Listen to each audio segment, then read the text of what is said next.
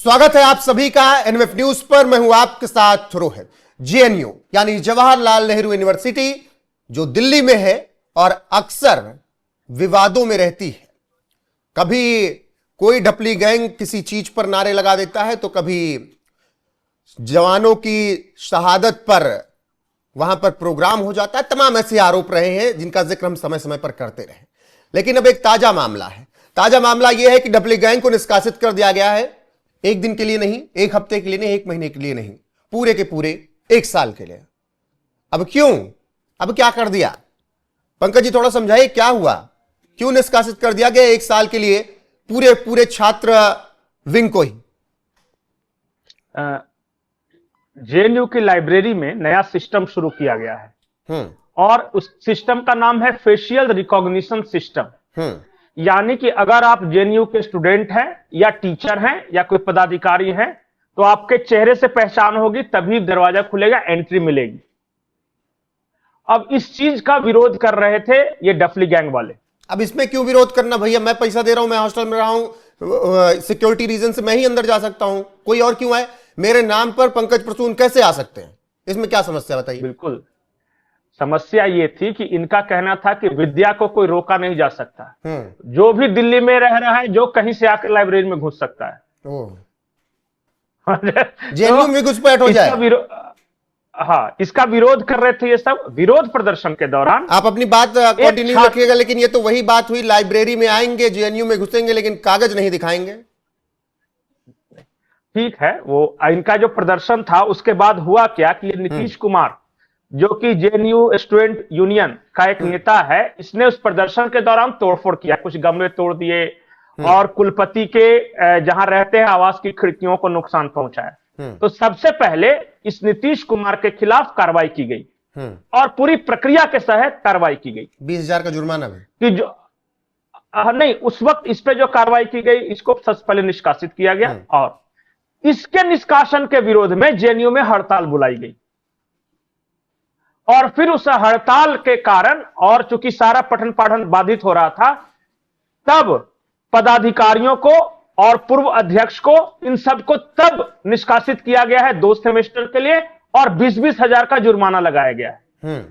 जिन लोगों को निष्कासित किया गया उसमें से जेएनयू छात्र संघ के अध्यक्ष अदिति मिश्रा, उपाध्यक्ष गोपिका के बाबू, महासचिव सुनील यादव, संयुक्त सचिव दानिश अली और पूर्व जेएनयू के अध्यक्ष नीतीश, जिनका मैंने पहले नाम लिया, ये लोगों को सस्पेंड कर दिया गया है 2 सेमेस्टर के लिए। अब और कह रहे हैं कि ये जो है छात्रों की आवाज दबाने की साजिश है और जो आने वाले जो आंदोलन हमारे थे उसको रोकने के लिए सब किया गया है। तो ये है मौजूदा विवाद और जिसकी वजह से ये सारे लोग सस्पेंड हुए हैं। घर वाले डपली बनाने के लिए भेजते हैं या फिर पढ़ने के लिए? देखिए, जेएनयू के बारे में थोड़ा सा मैं बताता हूं। बहुत सारे लोग ये सोचते होंगे कि जेएनयू जो है जवाहरलाल नेहरू ने बनवाया था। बहुत सारे लोगों को ये मिसकंसेप्शन है, जवाहरलाल नेहरू ने नहीं बनवाया था, ये इंदिरा गांधी ने बनवाया था। और उनके एक शिक्षा मंत्री थे सैयद नूरुल हसन, उस शिक्षा मंत्री के कहने पर बनवाया गया था। और जेएनयू बनने की कहानी कुछ ऐसी है कि सैयद नूरुल हसन एजुकेशन मिनिस्टर ने इंदिरा गांधी को समझाया कि मैडम आपकी छवि तो बहुत अच्छी है और स्ट्रॉन्ग मैन की है, आयरन मैन की है, लेकिन हमारे यहां जो कुछ ऐसे एकेडमिशियंस हैं जो कि लेफ्ट ओरिएंटेड है और जवाहरलाल नेहरू को अपना आदर्श मानते हैं, उनके लिए कुछ व्यवस्था की जाए। तो उसी जवाहरलाल नेहरू के नाम पे ये जवाहरलाल नेहरू यूनिवर्सिटी बनाया गया 77 में। ठीक है, 71 में बांग्लादेश वार जीतने के बाद इंदिरा गांधी की छवि बहुत स्ट्रांग थी, स्ट्रांग लेडी की, लेकिन लेफ्टिस्ट लोगों का कहीं एडजस्ट किया जाए तो इसके लिए 1977 में यानी 6 साल बाद जेएनयू की स्थापना की गई और नूरुल हसन ने कराई थी, जो कि खुद भी एक इतिहासकार है और उसने बहुत डिस्टॉर्टेड हिस्ट्री वगैरह लिखी है। अब हुआ क्या, जब पहला बैच प्रोफेसरों का चुना गया तो सीपीआई के सर्किल के जितने पढ़े लिखे प्रोफेसर हो सकते थे उनको एक जगह सेट कर दिया गया। तो स्टार्ट में ही जेएनयू जो हो गया वो लेफ्ट का गढ़ हो गया और अपनी स्थापना काल के 4-5 सालों के अंदर इंदिरा गांधी के खिलाफ ही बगावत की बिगुल फूंक दिया इन लोगों ने। और वहां पे कांग्रेस वर्सेस कम्युनिस्ट हो गया।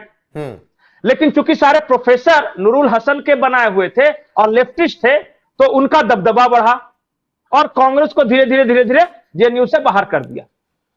पंकज जी और बिल्कुल, फिर वो सारी बातें होने लगी। हाँ, और उसके बाद से 2026 तक हम वहां पहुंचे हैं और हमने देखा है, हालांकि जेएनयू वो विश्वविद्यालय है जिसकी उपलब्धियां नकारी नहीं जा सकती हैं। हम हमेशा वहां से देखते रहे कि बड़े चेहरे निकले हैं जी।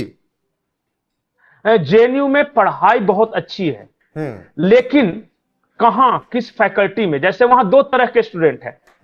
हमें कंफ्यूज बिल्कुल नहीं करना। एक है जो साइंस पढ़ते हैं, इंटरनेशनल डिप्लोमेसी पढ़ते हैं, जो फाइनेंस पढ़ते हैं, इस तरह के सब्जेक्ट पढ़ते हैं, जैसे निर्मला सीतारमण हो गए या एस जयशंकर हो गए, या आर्मी में बहुत सारे सीडीएस लोग जो अफसर लोग गए हैं, वो सब, ये सारे जेएनयू के। जेएनयू में ये तबका अलग है। एक तबका और है जो कि हॉस्टल के लिए एंट्री मारता है। एक तबका वो है जो कहता है कि भारतीय सेना कश्मीर में लड़कियों के साथ दुर्व्यवहार करती है, दरिंदगी करती है। एक तबका वो है जो कहता है हम लेके रहेंगे आजादी।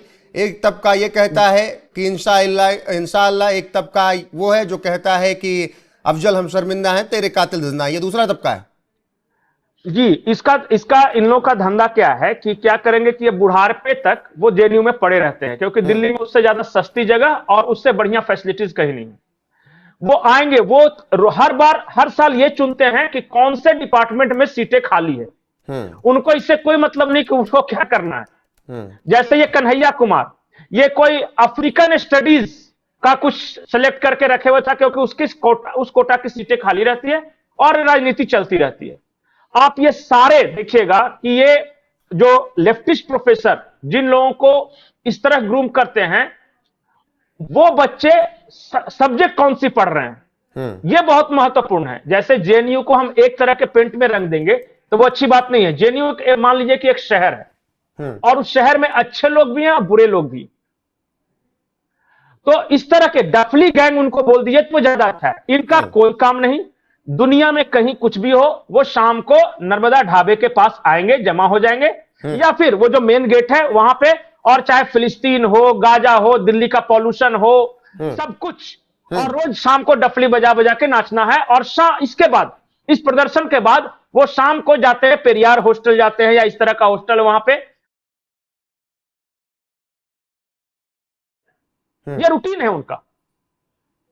आप जरा सोचिए ना, दिल्ली का प्रदर्शन शुरू हुआ दिल्ली में पॉल्यूशन को लेकर, उसके बाद तुम जितने हिडमा मारोगे, घर घर से हिडमा निकलेगा। वो छत्तीसगढ़ वाला जो नक्सली मारा गया वहां तक पहुंचा, और अंत कहां हुआ कि देखिए बेचारे अक्षय दिया, यहां तक उस आंदोलन का अंत हो गया। और हर जगह आप देखिएगा, गाजा को लेके, कश्मीर को लेके, दुनिया जहां ढेकान कहीं कुछ भी हो जाए, ये हर शाम को इनका यही रूटीन है। लेकिन 11 बजे 12 बजे उठना दिन में, जाना नर्मदा ढाबे में पराठा खाना सस्ता सब्सिडी पे, उसके बाद 1:30-2 बजे तक वहीं पे बैठे रहना।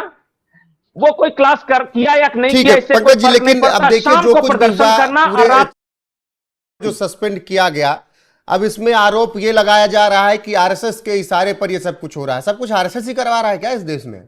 अब आरएसएस क्या कहते हैं? आरएसएस ने नहीं, एक बार बताइए, आरएसएस ने कहा था कुलपति का जाके खिड़की तोड़ दो? कोई स्वयंसेवक कहा हो तो बता दीजिए। आरएसएस ने कहा था डिसरप्ट करने क्लासेस, आरएसएस ने कहा था हड़ताल के लिए, आरएसएस ने गमला तोड़ने कहा था मेन एंट्री गेट का। करोगे खुद। अच्छा बताइए, नीतीश को किसी डॉक्टर ने कहा था कि आज रात को कुलपति के बंगले का खिड़की नहीं तोड़ोगे तो कल से बीमार पड़ जाओगे? किया तो खुद से ही ना इसने। और उसके खिलाफ जब कार्रवाई हुई तो RSS, BJP, Modi, bill Clinton, Donald Trump, किसी का भी नाम ले लेना है, जाता क्या नाम लेने। अरे भैया, जब पढ़ने गए हो तो पढ़ाई करो। और फेशियल रिकॉग्निशन सिस्टम में ऐसी क्या कमियां हैं? तुम छात्र हो, तुम्हारा आई कार्ड है वहां बना हुआ, फेस रिकॉग्नाइज करो, अंदर जाके पढ़ो ना।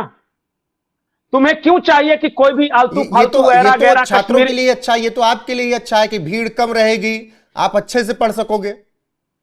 ना ना ना ना, उसी हॉस्टल में और लाइब्रेरी में कश्मीरी अलगाववादी को भी लाना है, कुछ जातिगत नेता को भी लाना है, कुछ अंबेडकरवादी का भी प्रोग्राम कराना है। तो इन सबको कैसे होगा अगर फेशियल रिकॉग्निशन सिस्टम लागू हो गया तो? ये बाहरी लोग नेतागिरी कैसे कर सकेंगे? आप जाके पता कीजिए कि हर दिन जो इन प्रोटेस्ट में ये जो बोलने वाले होते हैं, नहीं जेएनयू ने कहा है तुम करो ना, जाके फील्ड में है, इतना बड़ा कैंपस है, कहीं भी करो, लेकिन तुमको लाइब्रेरी की सीढ़ियों पर ही क्यों करना है, या फिर मेन एंट्रेंस गेट पे ही क्यों करना है? क्यों करना है वैसा? क्योंकि बाकी छात्र डिस्टर्ब हो।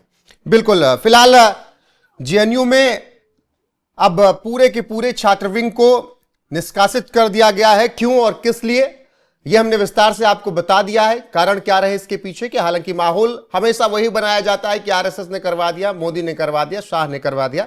बाकी सच्चाई क्या है वो हमने आपको विस्तार से बता दी। पंकज जी बहुत शुक्रिया आपका जुड़ने के लिए। फिलहाल आपकी राय क्या है इस खबर पर कमेंट सेक्शन में जरूर बताएं। बने रहे हमारे साथ। नमस्कार।